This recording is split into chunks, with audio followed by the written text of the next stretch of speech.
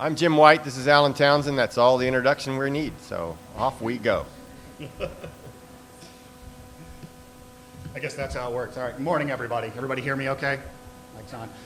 So first, thank you all for coming. As Jim said, I'm Alan. This is Jim. We're both from the University of Colorado. It's an honor for us to be here today. For both of us, this is our first time at this event.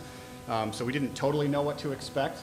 But both of us, I think, had some sense anyway that this wasn't going to be your standard, academic seminar. So I left my elbow patches behind, and I picked up a pair of these hipster glasses that I thought make me look really cool. But I can't see a damn thing out of them, so if I fumble around on the keyboard, be nice to me. We're going to bounce around a little bit today, and tag team, as the title might even suggest to you here. But we're going to talk in large part about two very different parts of the world. Two general areas of the world that are very far from where we sit today, but that have enormous consequences as we look forward to how the lives of people right here in Austin will go, and frankly, how the lives of people all around the world will go as future generations come online.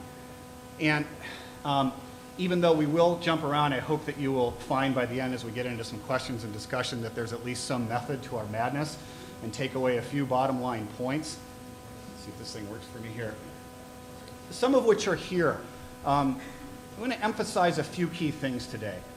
One, this is a highly connected world. And by that, I don't mean what you might first jump to, which is that some kid sitting online in Mongolia can kick your butt in World of Warcraft. I mean it's highly connected in terms of the basic life support systems upon which we all depend.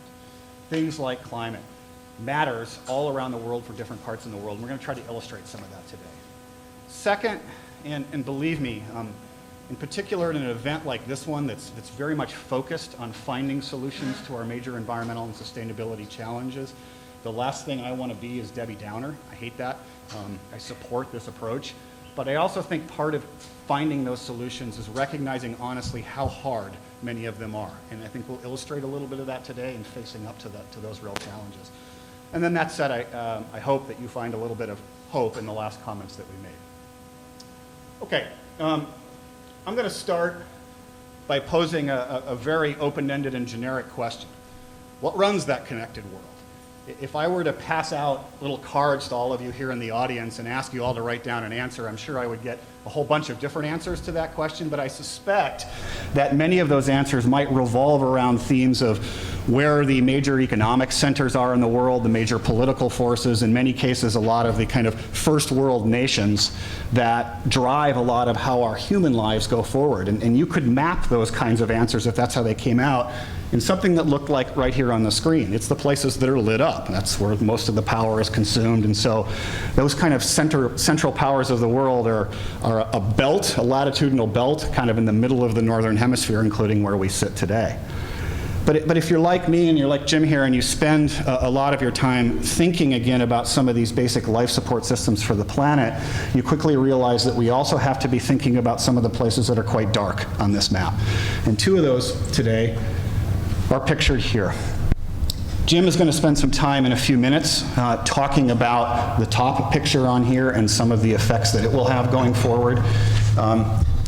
I have spent a lot of my career and a lot of time thinking about places that look like the bottom picture, spending some time there. So these are tropical forests and really tropical systems in general, stuff around the equator of the Earth. Why? Why do I work there? Why do I want to talk about that today? Well, that's where the action is, man. Before your minds go down some wrong path looking at this picture, what do I mean by posing this statement? But the tropics are where the action is. If you think about that through somewhat of a, say, ecological lens, one of the first things that you might think about, you hear a lot about tropical forests, is that it's a place where there's an incredible variety of life, right? I mean, this is often referred to as these are the places that are the cradle of Earth's biodiversity, and for good reason. I mean, an extraordinary diversity of life lives in these places, much of which we don't even know yet, despite the fact that it's disappearing before our eyes literally every day. That alone is a good reason to think about these systems, is a good reason to pay attention, is a good reason to study. There is, in my view, inherent basic value in conserving a rich biodiverse world. But a lot of how I think about it and a lot of what I think we need to pay attention to is not just the fact of who lives here, but what that life is doing. How that life, again, affects the kinds of basic ecosystem services, the basic life support systems upon which we depend. And one of those is the effect of that life on the regulation of climate. I want to give you a little quick illustration of what I mean by that. The picture here on the left, I know the resolution's not great on some of this, but if you can see it, is a tree that sits on a hill in a little place in southwest Costa Rica, a place where I've been working for about 15 years. It's a beautiful rainforest, a really cool place to check out. And as you can quickly see from that tree, that's just one root coming into the foreground. It's a real big sucker. This thing's about 200 feet tall. If you were to walk around that forest, you would find it neighbored by a whole bunch of other big suckers. If you were to bounce around other tropical forests around the world, you'd see the same kind of thing. They're not all that big, but a lot of them are, and there are a lot of trees sitting out there, and they matter in a lot of ways, not just for hosting life, but in terms of that climate regulation. For one reason, because this single tree sitting on this single hill in this single spot down in Costa Rica contains as much carbon in that tree as you get from driving 52 of these things around for an entire year. And there are a lot of those down there. So when we, as an entire human race, are going forward and taking places that look like that spot on the left and turning them into places that look like this, we should be expecting to affect the climate, and indeed we are. And we do so in a bunch of ways. It's not just about dumping all of that carbon that sits in the tree into the atmosphere as a greenhouse gas, as carbon dioxide. It's even the basic energy balance of climate. What do we mean by that? Well, you may have heard the statement that tropical forests can make their own rain, and they do. I mean, they really do. So natural ecosystems that sit on the planet alter not just the balance of the greenhouse gases we care about, they change how much water goes in, how much goes into the atmosphere, how much energy goes back and forth. These are the basic things that run our climate. So when you go from big areas of forest like the Amazon, where this picture is from, and you turn them into these giant soy fields or giant pastures or other very different kinds of land surfaces, you do affect the climate for reasons beyond just those greenhouse gases. And what we know increasingly is you affect it not just in what you might experience standing in this region, but in ways that radiate all around the world. And of course, this is something that we're doing, and we're doing at a fairly high rate. That deforestation is a symptom of our own activities and our own modern lifestyles. And so one of the other things I want to emphasize here, the other kind of backfill on the statement I put up before about the tropics being where the action is, would be not just about all of the non-human life that's there and what it's doing, but us and what us means.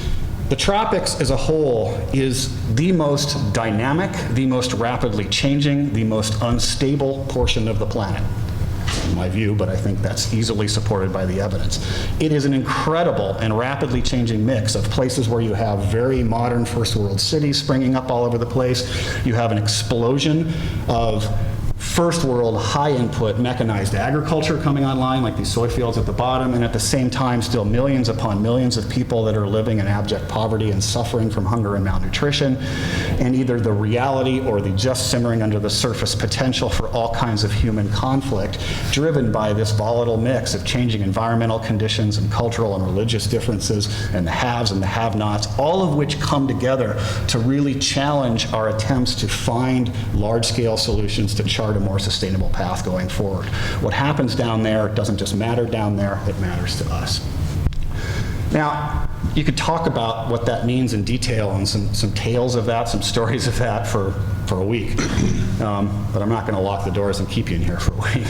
I just want to tell one story that I think illustrates some of the challenges and what's going on. And then I'm going to turn things over to Jim for a bit. And the story I chose here today might seem a little odd at first. If I were to say, rank a list of, here are all the big kind of sustainability and environmental challenges that we face that emerge from tropical systems, and I was to rank them from, boy, this is the tough one up here all the way to this one on the bottom actually looks pretty simple and easy. The story I'm going to tell, you would think, would fall pretty far down on that list. But we'll see. It's a story about palm oil. Again, this may be something a lot of you have heard of. The production of palm oil is one of the most rapidly growing industries in the world. It is largely still centered in two countries, two tropical countries, Indonesia and Malaysia, but that's expanding very quickly into all other parts of the tropics. And the reason is there's a lot of money to be made here. And there's a lot of money to be made for two reasons. One, the production of palm oil has been described as kind of a miracle crop of sorts. And the reason is that this stuff grows really well. These trees grow fast. They produce a ton of the kind of fruits that you can see being shoveled into the containers on the back of this tractor. But the other reason, and the real reason it's such a big deal beyond that, is that the commodity itself, the oil that's extracted from those fruits, is incredibly versatile stuff. If you wanted to live a palm oil-free lifestyle, you'd have a hard time these days. Palm oil is in everything. It's in your food, it's in the drinks that you buy, it's in your shampoo, it's in your toothpaste, it's in other personal care products, it's sometimes even in your car. It is all over. And so it is this exploding industry going forward. And of course, if you've read something about it, you probably know that comes at a very high environmental cost. Deforestation for palm oil is the major driver in recent years of deforestation in at least parts of the tropics, certainly in places like Indonesia, Malaysia, Thailand. But it's rising up the list all throughout Africa and parts of the Amazon now, a big, big driver of change. It matters for climate, it matters for biodiversity, these things I talked about before. And there's no question that if you ask what's the big environmental challenge and footprint of palm production, that's it, what's on this slide. This is the hard one, this is the big one.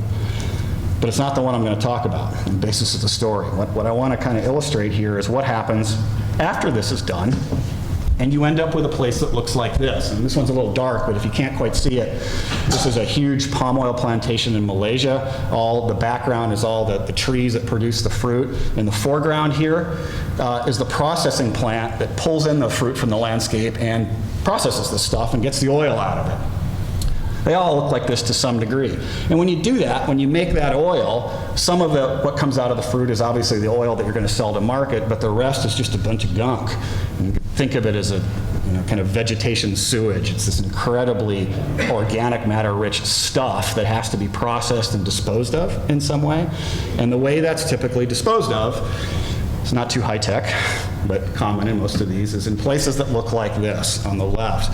This is a settling lagoon where that palm oil waste is dumped, and getting rid of it means allowing the bacteria, allowing the microbes that will sit in this water to chew on the stuff and emit it to the atmosphere. That's how it goes away.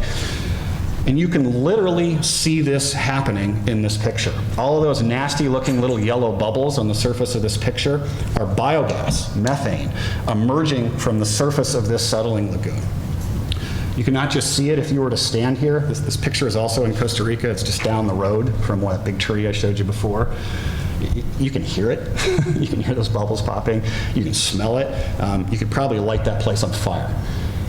It is an incredible amount of methane that comes out of these settling lagoons. Here's a number for you. In this lagoon, this single lagoon emits about 3,000 tons of methane every year. Most of you, I assume, don't run around the world measuring methane coming off of stuff like I do. Why not? It's fun. But if you don't, this number might not have a lot of context. But I can tell you right now, it's huge. And we care about it because methane is an incredibly powerful greenhouse gas. According to the most recent revised IPCC estimates, more than 30 times more powerful on a per molecule basis than carbon dioxide. So you get methane in the atmosphere, and you get a lot of it, and it starts to change our climate. Now, how much is that really? Well, here's the comparison for you. That single lagoon emits as much global warming potential to the atmosphere every year as driving around 16,000 passenger cars for a year. It's a ton of this stuff. And there are literally thousands of these lagoons now spread across the tropics, and more every year. So is this the biggest environmental footprint of this industry? No, as I said before, it's not. It's that deforestation side's the bigger one, but it's a growing one. And what's interesting about it to me and challenging is if you know something about methane and biogas and you look at this, you might quickly think, okay, that's a problem, but all of that stuff is coming out of a really concentrated little place. Don't we know how to deal with that? Well, we do. You put a roof on it, and you grab it, and you burn it, and you turn it into power, right? So here it is, right? All you got to do is capture this, turn it into a biogas capture facility, just like we do in a lot of, say, concentrated animal feeding operations increasingly in this country. Grab the methane coming out, have it be a source of renewable power. Not only is this an environmental benefit, you might think, great, it's an economic benefit. There's money to be made. You could run the operations of these plants themselves off of this power. Maybe you could sell it to the grid. So, awesome. All right, at least here we can check this off the list and move on to the next one. But of course, I wouldn't probably be talking about it in this way if this was true. It's not solved. And the interesting question here, I think, is why not?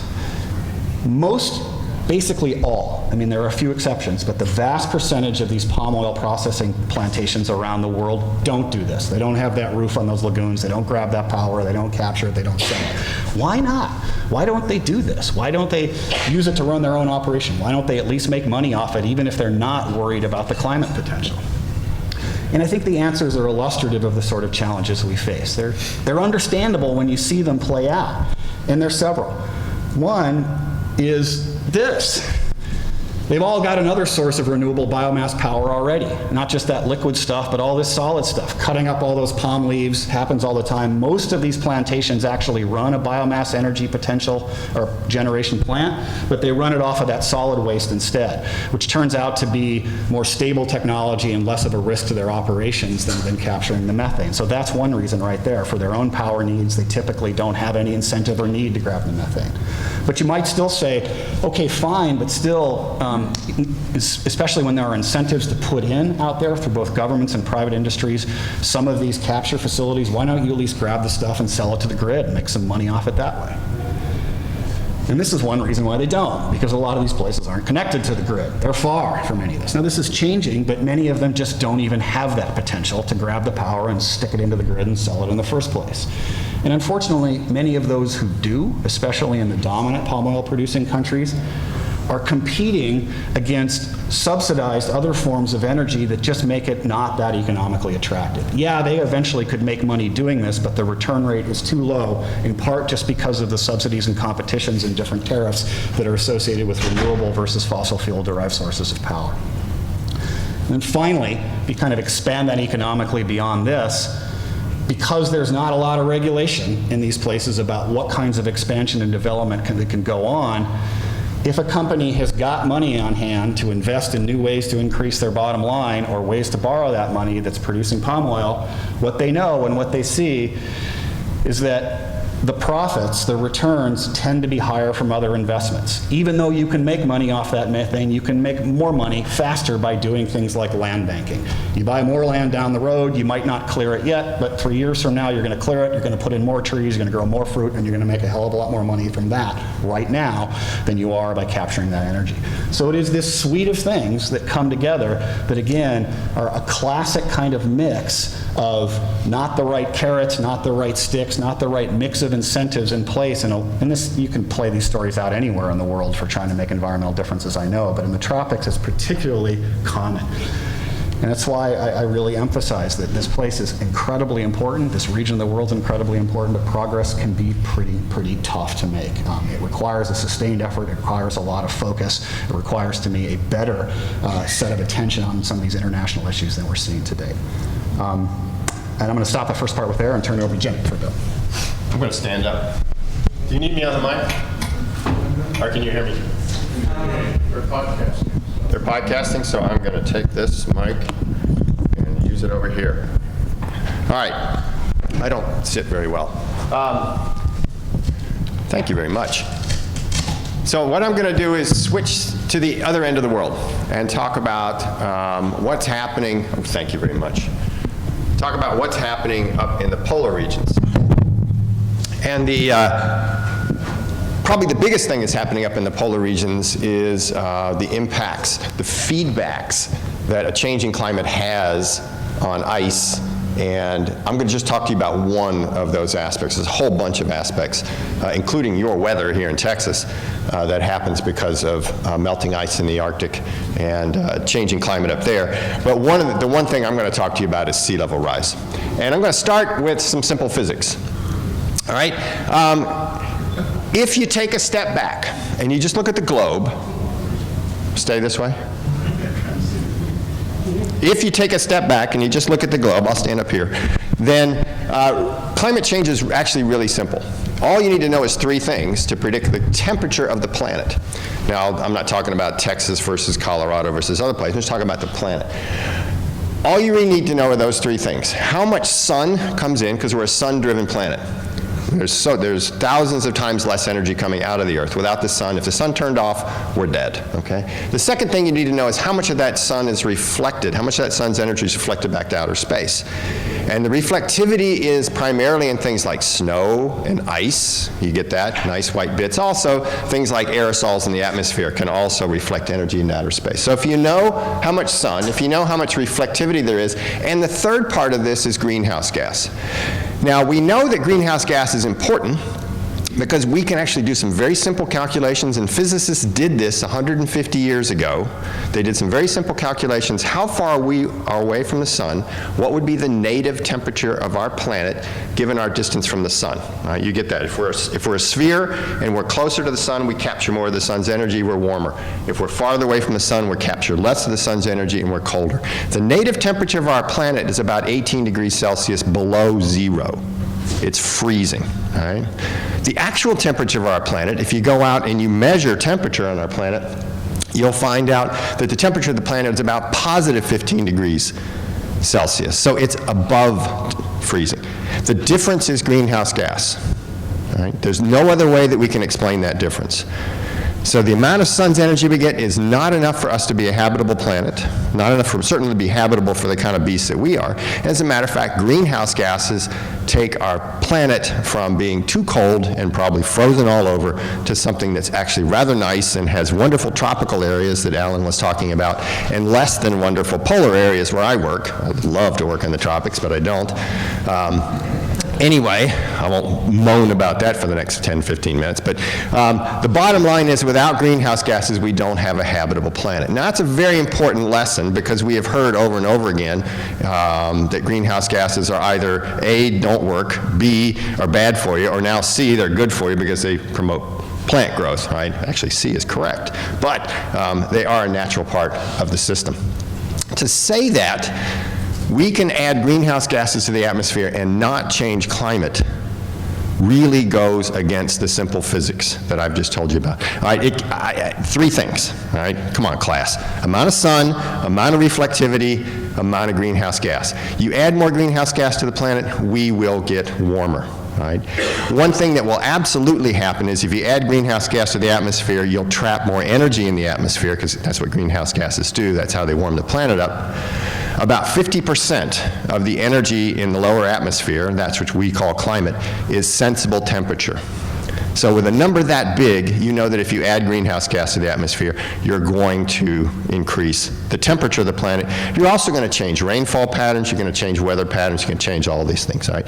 This is simple physics, right? Now, for years and years, I've taught a course on climate change and energy for about 20-something years at CU, and I do a little exercise in my class that I'm going to do with Alan right now.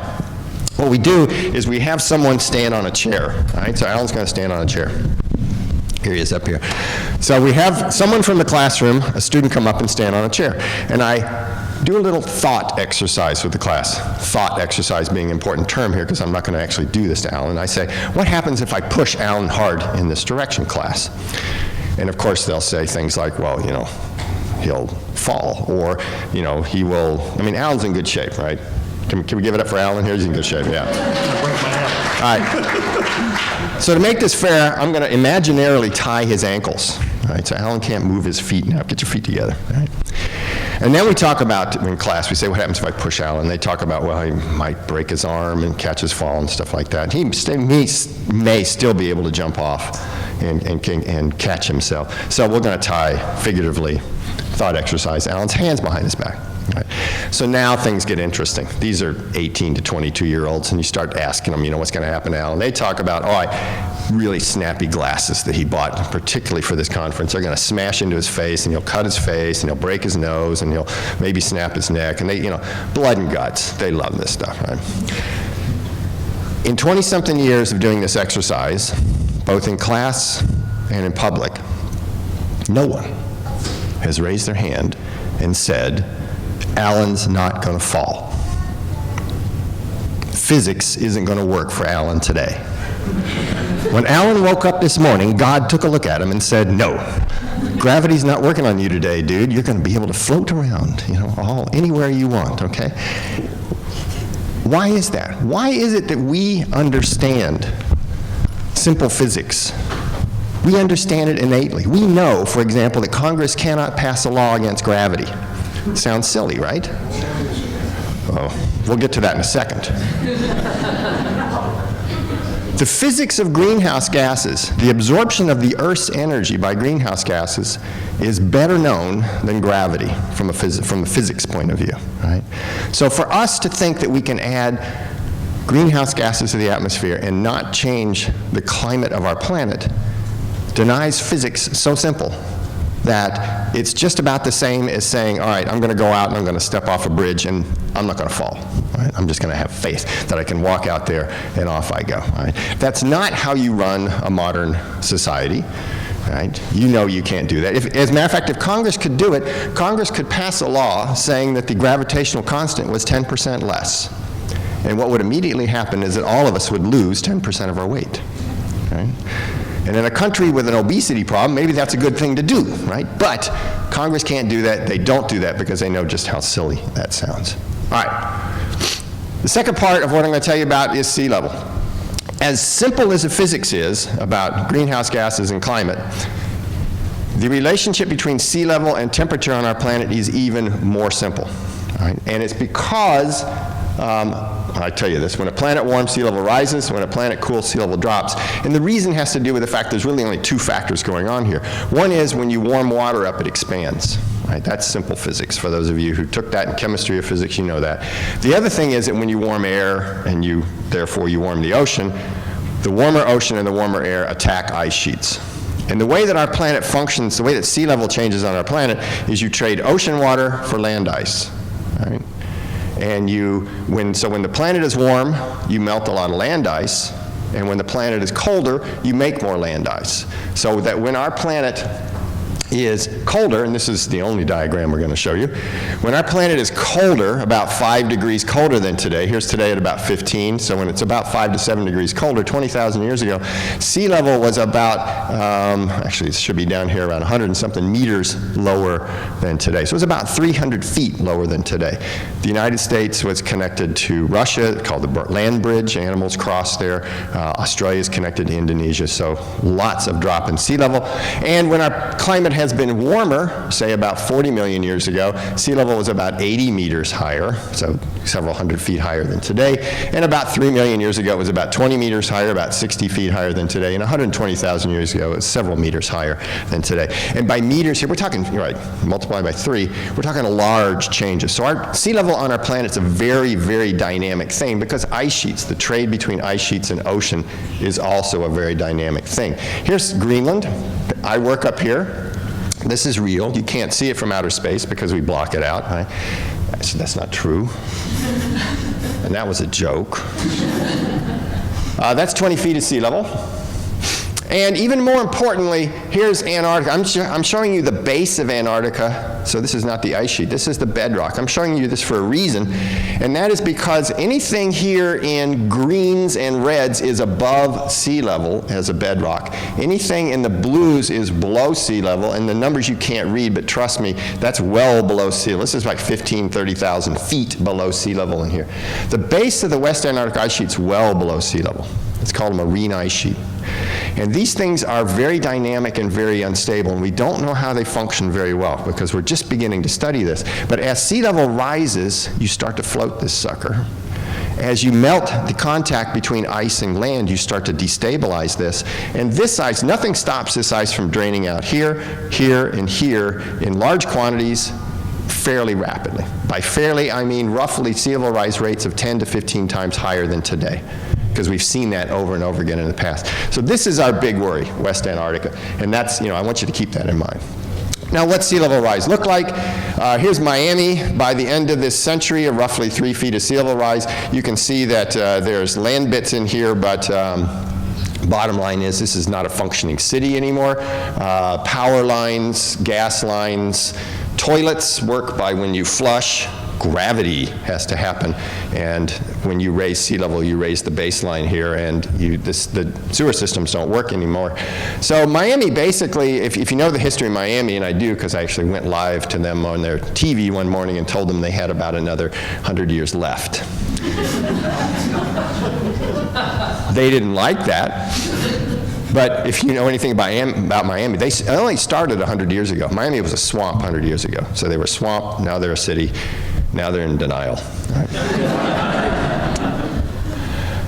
There's a lot of, so I think it's important to keep a little bit of a sense of humor about this. Now, as I showed you on that slide, there's no points that fall off that line, other than the IPCC forecast, which is way off the line, which is wrong. If we warm the planet up to levels of 4 or 5 degrees, which where we're going, sea level will eventually rise. There's really no reason why it will stop. We don't know any physical reason why it will stop. So 20 meters is a number that's been picked because 20 meters goes with 400 parts per million, which is what we have in the atmosphere today. Right? So what does 20 meters of sea level rise look like? Class, what's this state? No? What's this? Delaware. Delaware. And what was the first state to sign in saying we're a state of the union? Delaware. They're very, very proud of that. The only thing you're going to remember from my talk today is the following. First in, first out. All right? If you don't remember anything about this, remember FIFO, and Delaware will be the first one to go. Florida, we're spending billions of dollars trying to fix the Everglades, money down a rat hole. What's really important about this part of the country? Disney World. You people are on this, right? You'll be able to sail the Disney Princess right up to the Magic Kingdom. Right? There's positives in all of this, right? This is the way our planet works. Sea level goes down, sea level goes up. A whole bunch of people have got to move, and I'm not going to, you know the seriousness of this. The #1 agency spending money in the United States on climate change, actually not spending it today because the government shut down, but our #1 agency studying climate change is not EPA, it's not NASA, it's not NOAA, it's the Department of Defense. Because they know that when Bangladesh starts to go underwater, that destabilizes the area. When other parts of the world coastally go underwater, that destabilizes the world. And they know that they're going to have to deal with that from a political point of view. I used to stop there. I'd say, all right, 400 parts per million, 20 meters of sea level rise. For what it's worth, we're past 400. We're on our way to 700, 800, 900 parts per million. This is a world with no land ice anymore. And this is what the world looks like with no land ice anymore. And you can actually drive along here and find these old beach lines in here. They're still there, back from 40 million years ago, when there was no ice on the planet, and this is where sea level was. So we know this, all right? In this case, Florida's completely gone, and you want to buy your beachfront property in Augusta or someplace like that. I didn't show Texas because I didn't want to beat you guys up. This is a very hard problem, all right? It's going to take many of us to solve it.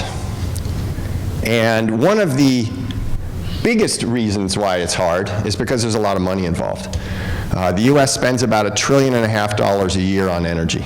85% of that goes to goes to fossil fuels, coal, oil, and natural gas. This is a lot of money in the game. And you cannot blame, if somebody's got $1.5 trillion online per year, do you really blame them for digging in their heels? Of course not. I mean, there's a lot of money at stake here. It's not all about money. And this is what's changing the conversation. That's what Alan and I are going to finish up on here. The conversation's changing because it's not all about money. It's also about equity. It's also about morals. It's also about what's right and what's wrong. And we're going to give you 3 things here to talk about what's right and what's wrong. And the reason we're going to do this is not only that we think that's the way the argument needs to be shaped, but one of the best things about sustainability, one of the best things about climate change is in order to deal with it, we actually have to be better people. Right? #1 way we have to be better people, we have to deal with intergenerational equity. This is Alan's daughter and his mom. This is a pool, and the pool's very apropos because we live on a water planet. What's happening today is 90% of the extra energy trapped by climate change is warming the ocean. Only 10% is warming the atmosphere, which is why temperature in the atmosphere can go up or down more or less. Sometimes more, sometimes less, because the ocean's really running the show. That also means that on our planet, there's a delay between when we put greenhouse gas in the atmosphere and when the planet warms up. And that delay is about a generation. Now, I have 2 kids. I love my kids. I say I love my kids. But honestly, my generation doesn't show that. We're handing off to our kids huge problems that they're going to have to deal with. And that's wrong. And that's an intergenerational equity issue. And it's because we live on that water planet and because our governmental system doesn't deal with 50, 60, 70-year kind of timelines. So that's the first thing. Be nice to your kids, right? He's the funny one, I'm the depressing one. Next one. Another equity gap that we have to close. And here I'm speaking about my own personal wealth. There's a place that you can donate when you go out the door that will really help me out. No, I'm not going to get into political comments here. I'm not going to dredge up the old jokes from the Obama-Romney campaign about this, that, and the other, right? This is a basic statement about some of the forces that do drive the challenges that we face, and including driving environmental damage. We know some people are going to have more money than others. That's fine. That's no problem. That's going to go forward. But those on the planet that really have the least are in an incredibly tough situation and part of the problems we face. This picture up here, anybody know what that is? I can't handle 2 at once. Any guesses on this? Is that? Yeah, it kind of looks like it, doesn't it? Looks like an oil spill or something like that. This is the middle of the western Amazon, deep in the heart of the rainforest. That's gold mining. That's illegal gold mining. That's the tailings from gold mining all over the western Amazon, along these river courses. This picture is taken just a few weeks ago by the Carnegie Airborne Observatory, which is one of the new groups that's now documenting much higher rates of this illegal gold mining going on in these forests than we ever thought. And this is an environmental disaster where it happens. You are turning rainforest into this polluted desert, essentially, that would take an incredibly long time to recover from. But it's not just that environmental damage. It's this nasty cocktail. Terrible things come into the environment here, and the working conditions, what's going on in these gold mines, is awful. You've got folks coming in here that are being abused, that are being treated awfully. Why does it happen? Because they don't have anything. Because they're desperate for some rung up the ladder, some way forward. So until we get really serious, as Jeff Sachs has written, I think very eloquently, about finding ways to help people at the lowest parts of that economic ladder and development ladder on this planet, get a couple rungs up, you're going to continue to see this interplay between environmental damage and really nasty social inequity. All right, so recapping so far, one generation needs to value another. Actually be better than nice to your kids. Actually show that you're nice to your kids. Second, the rich have got to treat the poor better. You can't have 2 billion people on the planet suffering the way these people do and expect to really solve these problems. The third thing I'm going to talk to you about is gender equity. We have 7 billion people on the planet and growing, and the #1 cause behind population growth just continuing to rise and running away is the undervaluing, or it's a pathetic value, I should say, of women on this planet. Right? We live in a world in which women in most parts of the world are valued by how many babies they have because those children are laborers. Right? It's a male-dominated system. And if you have, and you need a reminder of how much of a male-dominated system it is, ask yourself this question: who was the first female president of the United States? All right. Occasionally, sadly, when I ask that question in class, I get a hand up for a second, and they go, oh, shit, okay, I'm sorry. All right. I missed that one. All right. He was tricking me, all right? Very clearly, this is, when you go into region after region, when you look at the way the dynamics works, if you give women power economically, if you give women power socially, you control population much better than you could otherwise. Because women then have status, they have wealth, they have value beyond having kids. And study after study have shown this. One of my favorite is there was 2 cantons or regions of India side by side, one of which threw out all the government and then reinvented it with 50% women and 50% men. And the other tried some wealth balance. The one that divided the political power, birth rates went down. Right. You can see it. It happens over and over again. So the third way in which we can improve the world and try to achieve sustainability is men have got to treat women better.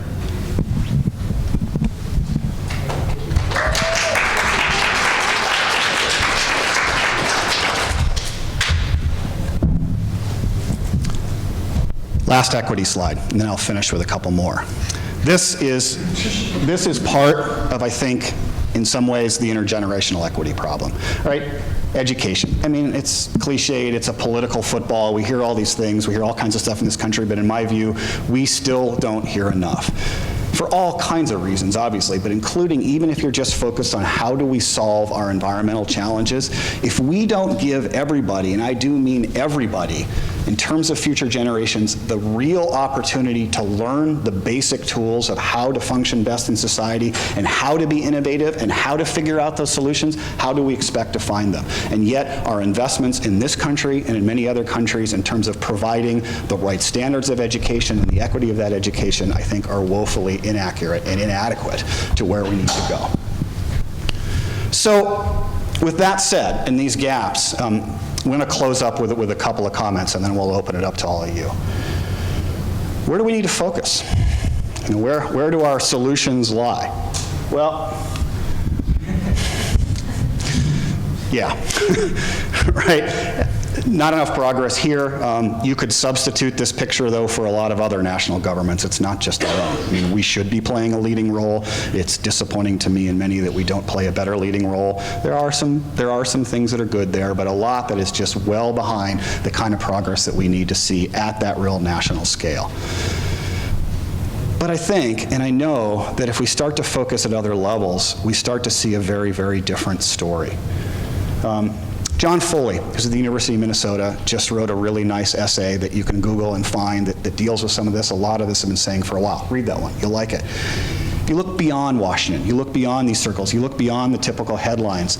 I believe, and we can see, that the seeds of progress, the seeds of finding new approaches, both in terms of policy and technology and community coming together, is much better sometimes than we give it credit for. In our own backyards, in some of our cities, at the state level, in a lot of corporations, you're really seeing a sea change in how people are approaching some of these problems. Has it floated up to the level yet that we need to fix the problem? No, we're nowhere close. But are the seeds of a change coming there much more than we think we see if we're just looking at the debates that go on, you know, on Fox News or in DC or anywhere else? Absolutely. There is a distinct and positive and good gap between a lot of the action that's going on the ground in a lot of these more local scales and what we're seeing at that national scale. That to me is a source of hope and a really good thing. The other thing I want to say is that I find hope here. What could I possibly mean by saying I find hope in a picture of the Boston Marathon bombing, a horrible event? What I mean by this, and I really believe this, is that a lot of my hope for our future, for finding solutions to these problems and going forward, lies not in who we are on our average days. It lies in who we are on our worst days. When we look at when, excuse my French, when the shit hits the fan for humanity, people come together. They don't always, but in many ways they do. They come together in extraordinary ways. They come together and they accomplish things you never thought at a personal level or a community level you were capable of. Does that translate to the kind of longer, more chronic, slowly accruing environmental and sustainability challenges we face? I don't know, but I actually think it does. I think that's some of what we're seeing. And I have some hope in, as things get worse out there in terms of the environmental challenges we face, and they will. They are going to get worse before they get better. I think we'll see the other side of that coin get better as well. I think we'll start to see people coming together in a much more meaningful, much more rapid, and much more effective way than often is part of the frustrations we experience now. Last, to make that progress, I just think it's imperative that we look in the mirror. Right? This is easily said, but I don't know how often it's really done. A gathering like this, where, you know, I'm sure in many cases when we're preaching to the choir, we all care about these problems, we're here at this meeting for this reason. Many of us flew here. Right? There's a big environmental footprint to doing that. You know, we make these choices all the time. And I'm not just going to blanket set those aside. There's a reason to travel. There are very important reasons to travel for the world, for all kinds of things. But we've got to be honest with ourselves especially those of us who are pushing for change, about what we're willing to do and what we're not. We have to look at the data. We have to look honestly in the mirror and tell ourselves, where are we willing to draw those boundaries and where are we not, and not necessarily treat that as a bad thing or an embarrassing thing. Accept that. Accept where our boundaries are for how we want to live our lives and look for our solutions to fit those boundaries. I think the more we do that, the more capability we will have to actually find those solutions. And with that, I think we're going to stop. I want to make a quick last comment that if, and I don't expect you to write any of this down, but if any of these images are of interest to you, you want to know the source, I know these presentations will be archived, or you can chase us down if you want to know where some of this stuff came from. And if you want to chase us down after this presentation, this is a couple different ways to do so. And with that, I think we'd really love to open it up to the floor, take your questions or comments, and go from there. He's going to get the mic. Thank you. And you have the mics. Hi there. I'm Lisa Madry with National Wildlife Federation. And I had a question about the sea level rise and the ice data. In the last IPCC, there was, wildly underpredicted the Arctic, the rate of melting in the Arctic and things like that. And I just wondered if you could explain a little bit about why that happened, and then also, is it going to be better in this round of the IPCC, the one that's coming out or just came out? The answer to your second question is yes, it's going to be better. The way the IPCC functions, and this is important to know, is it's an extraordinarily conservative organization. They can only put into those reports what has been through peer review up to a certain date. And what was happening in the last IPCC was that science was breaking very quickly. And they were not able to stick into all the good science that they knew was going to come out in Science and Nature in the next month or two after that IPCC report was released. And so they knew, as a matter of fact, if you read that report carefully, you see all sorts of caveats buried in the language in there. The latest IPCC report has something in the neighborhood of 0.5 meter to 1.5 meters as where we're going by 2100. Which I keep telling people, 2100 isn't the end of the world. At least I hope it's not. It will keep going. And there's really nothing to stop. I mean, it's going to go 20 meters eventually. But that's the reason why the IPCC report was more conservative last time around. And again, it's a very conservative group politically. I mean, they've got to get consensus on global consensus on a document. So whatever you read in the IPCC, keep, add a bit more. Thank you for all the work that you do for our people and planet.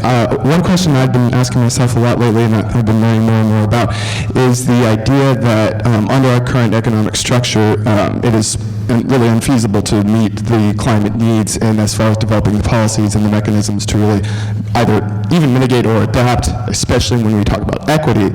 So in y'all's work, how do y'all see capitalism even being in line with making any significant change to better our planet and people?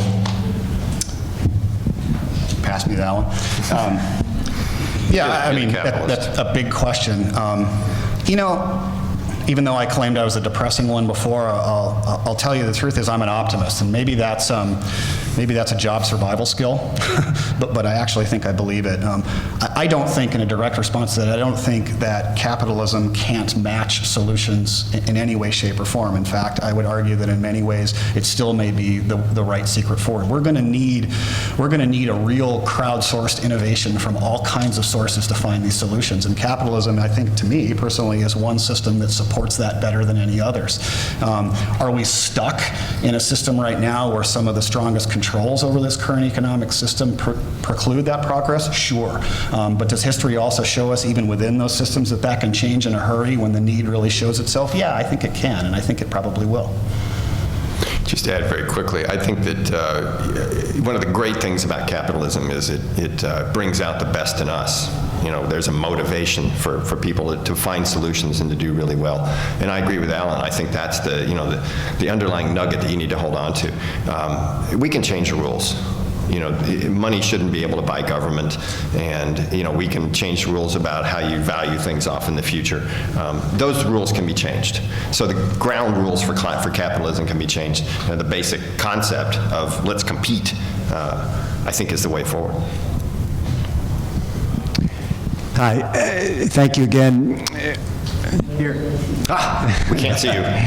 Are y'all as researchers considered a credible source when talking to policymakers in your city and county and state or nationally? And if not, how can researchers and folks that work in the media such as weathercasters and meteorologists, how can they be seen, or you, including y'all, as credible sources to influence policy? I'll take that one quickly. Yes, we're considered credible sources by those who want us, by those who are willing to listen to what we have to say. And so it's interesting. As a scientist, you know, I've got some people on one side who are willing to listen to me, and I have people on the other side who think, you know, I'm crazy. As a scientist, I don't really have a dog in the hunt, so, you know, I'm just telling you what the facts are. TV meteorologists are a very interesting and important group of people. And every year I work with them in something called the Weather and Climate Summit, where we bring scientists and meteorologists together, and we talk about these problems. Because the person you see on TV has a huge amount of authority, whether they know it or not, and responsibility, whether they know it or not. And responsibility is the key word in this. And you see more and more climatologists and weather people on TV who are willing to say, yes, climate is changing. Deal with it. Get over it. Move on. Find a new way. I wish more would say that. Did you work with Chris Wilson? I have. Hi, I'm Derek from Washington State. Thanks for including a picture of Seattle in your presentation. I was also a Peace Corps volunteer in Niger, West Africa in the last century, and I completely agree with your gender inequality observation. I have a question for you related to the other worlds and developing worlds. There's a different model of land ownership everywhere else in the world outside of the U.S., and I wonder how you think about that playing into our potential results in trying to combat global warming. Yeah, that's a really good question, good point.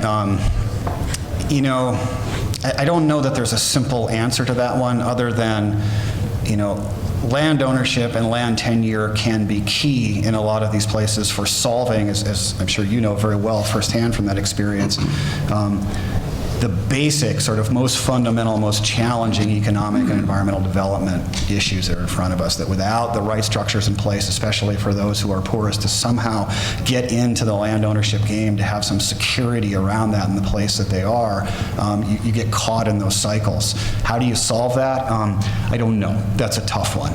But that to me is again on that long list where, you know, the right kind of intervention from companies, or from not companies, but countries that have some political might and some economic might to try to push things in a different direction is going to be essential.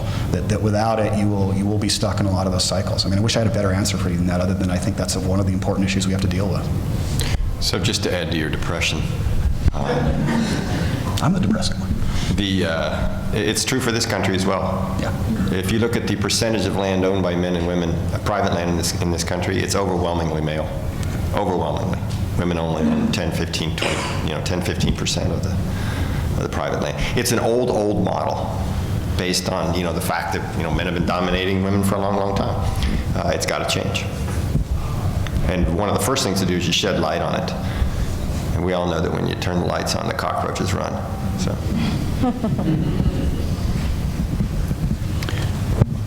Hi. One of the things that struck me as interesting, and I just wonder if anybody's modeled it, and I guess you guys would probably be the right kind of people to know, when you show the map of the encroachment of the oceans on the coastal areas where the bulk of humanity lives anyway, has anybody, and then, you take into account things like, the population explosion and that kind of thing, and the amount of truly arable land in the world, has anybody really ever drawn that out and sort of said, where are people really going to be? How can people survive? What's the population going to really do? I mean, all the land that we're basically, living on today going to be underwater. Not all of us. I mean, Denver's going to be okay and some others. But so it seems to me that somebody ought to draw a little bit more attention to the fact that the bulk of the farmland and other things are not going to be around for people for a growing population, frankly, to live on. And it doesn't really solve our freshwater problem that we tend to have in places like Austin, because that's all going to be saltwater, which is only going to require energy to desalinate to do something with the land that we currently can't farm. I mean, it looks really kind of depressing, so, Well, I like a good train wreck as much as the next person, so, one of the interesting things that today you can do is you can watch some communities respond and some communities not.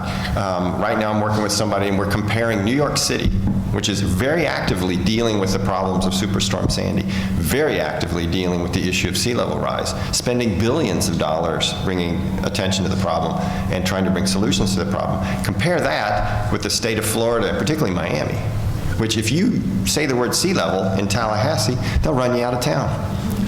If you say it in Miami, they'll run you out of town.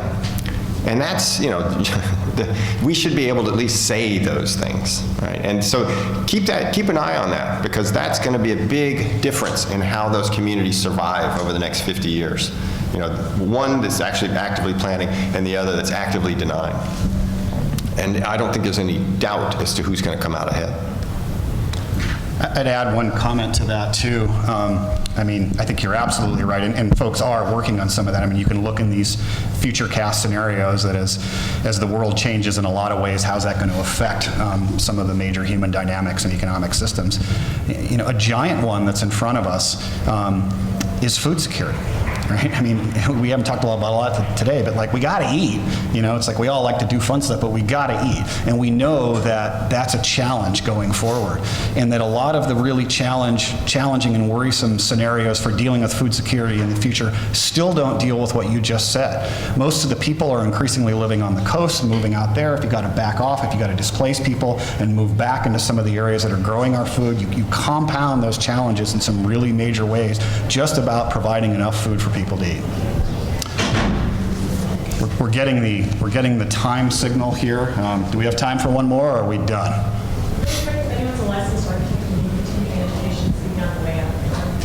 Licensed architects.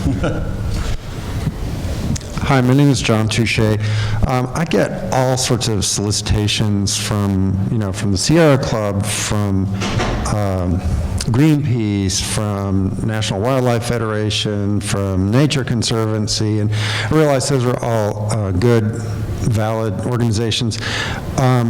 Also, a lot of them are placing the blame for a lot of the misinformation at the feet of the Coke fiends, the KOCH fiends.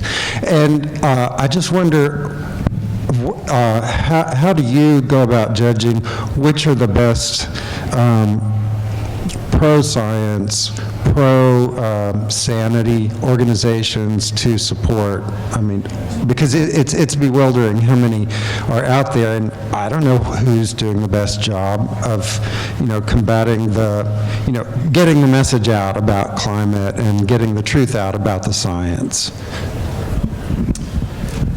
Go ahead.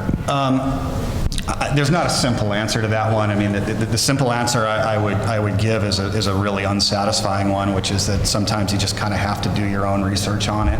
You can't get the list, and I know that sometimes that's hard to figure out. As a broad brush, from everything I've seen, the vast majority of the pretty well-known NGOs that some of you mentioned, they're all doing good things. They really are. They do it to different ways. They do it with different business models, but they're a really important part of this entire approach. Some of them have one focus, some have others, but there aren't very many that I think are just a bunch of charlatans and off track. They have a different approach, and you can have your own personal preferences there. The other thing I would say is that, there's reality in that dispute and in that debate, where I think we have to get better, and where I think, maybe some NGOs need to rethink a little bit, is we just got to get a lot more pragmatic about this. We just got to deal with it as a challenge that we can solve, and that means we've got to stop blaming each other and stop arguing so much and just kind of settle down and face the challenges head on. And so sometimes you get a fuel of that debate, which I think is less useful than we need. Yeah, I would just add briefly that I don't think it makes so much a difference of who you give to, as long as you think this is a good group, and all the ones you mentioned are good. Let's all try eco-tithing. You know, has anybody really pushed that? If we just all gave, you know, some fraction of our income to some environmental group, that would fundamentally change things, because suddenly there would be, you know, enough power in the system, enough wealth in the system to actually make some change. Try eco-tithing. And thank you for listening. Thank you all. Appreciate it.